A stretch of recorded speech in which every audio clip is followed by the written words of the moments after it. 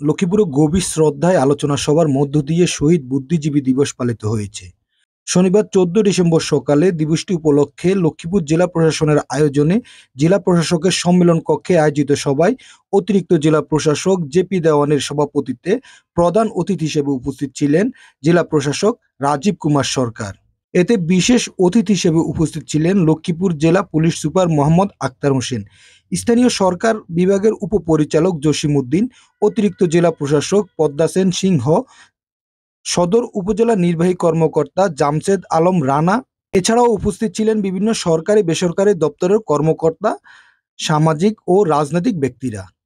10 December থেকে 14 December দেশব্যাপী পাকিস্তান সরকারের সেনাবাহিনী কর্তৃক আমাদের দেশের সাংবাদিক, শিক্ষক, আইনজীবী, বুদ্ধিজীবী, বিভিন্ন পেশা যারা মুক্তিযুদ্ধে নেতৃত্ব দিয়েছিলেন তাদের উপরে নির্মম অত্যাচার, নির্যাতন এবং তাদেরকে নির্মমভাবে হত্যা করা হয়েছে।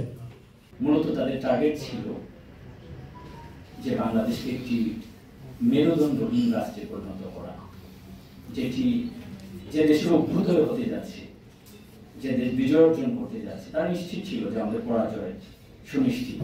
এই মুহূর্তে আমরা কি করতে পারি, ভবিষ্যতে যাতে দেশটি এগিয়ে নিয়ে যেতে না পারে বা দেশ যাতে এই পৃথিবীর অন্যান্য দেশের তুলনায় যাতে এগিয়ে যেতে না পারে, সেই চিন্তা থেকে তারা আমাদের বুদ্ধিজীবীদের হত্যা করেছিল।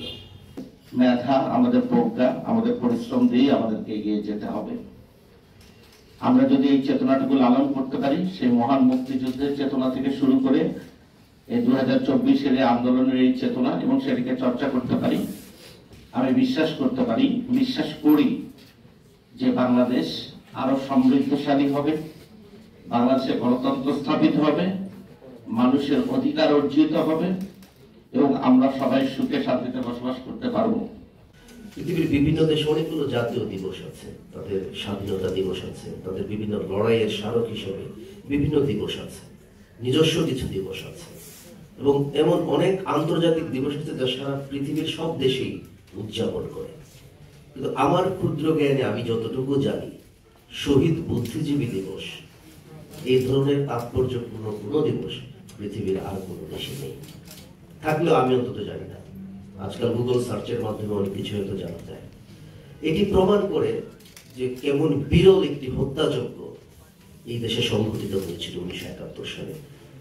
আমাদের এই যে সশস্ত্র মুক্তিযুদ্ধ, যেটি হাজার বছরের বাঙালির ইতিহাসে অত্যন্ত অবিস্মরণীয় এবং গৌরবোজ্জ্বল একটি অধ্যায়, যা আমাদেরকে একটি বিশ্বের বুকে স্বতন্ত্র পরিচিতি এনে দিয়েছিল।